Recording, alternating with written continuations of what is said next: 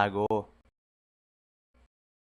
Hindi, joke lang. Ito naman di na mabiro. Pero seryosong usapan mga repa. Ang pagpapatuli ay napakahalaga talaga para sa ating mga Pinoy. Kasi tradisyon na natin yun na pagkatungtong natin sa tamang edad ay magpapatuli na tayo. Nang sa ganoon ay matatawag na tayong ganap na lalaki at hindi na tayo matatawag na potsu. At meron din tayong dalawang klase ng tuli. Yun ay ang tuli sa doktor at ang tuli sa pukpok. At ako'y sa doktor tinulian noon. At wala man lang ako memorable experience nung tinulian ako doon. Mabuti na lang sana kung dalagang babae nagtutuli sa akin noon. Kaso hindi. Ang memorable experience ko nga lang yata dati yung pagtatanggal ng grasa. Grabe ang sakit noon.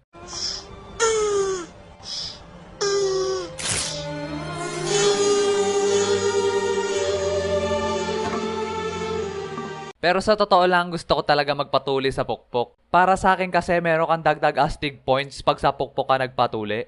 Boy, nakapagpatuli ka na ba? Oo, ikaw? Oo naman, sa doktor pa nga ako nagpatuli eh. Ako din, basic nga lang, di masakit. Mahina. Ha? Anong sabi mo? Mahina, mahina, mahina. Bakit? Ikaw, sa ka ba tinuli? Sa pukpok, my friend.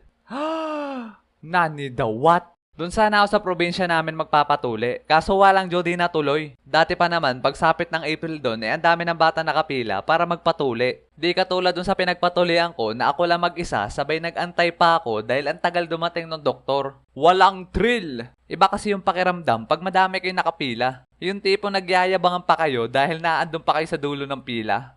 Ano ba naman yan? Ang bagal umandar ng pila. Excited na ako eh. Ang tapang mo, di ka pala kinakabahan. Bakit kakabahan eh, hindi naman masakit yan. Kaya nga, hehe. Sabay nung naandar na yung pila at palapit na kayo ng palapit ay nararamdaman nyo na yung kaba sa paligid. Samahan pa ng mga naririnig nyo at mga itsura ng mga nalabas sa pinto nakakatapos lang tulian. Oh, mga tutoy. Pasok na yung susunod dyan. Boy, malapit na tayo. Ikaw nang susunod dyan. Boy. Uy pre. Mga chong, sakit na tiyan ko. Uwi muna ako saglit, iinom ako gamot. Ako din, uwi muna. Nakalimutan ko patayin yung gasol. Baka makaswela di kamao ako ni mama. Uy, teka. Boy, iniwan na nila tayo. Uy, pre. Chong. Ay, rinig mo ba ako? Soy! Uy, narinig mo ba ako?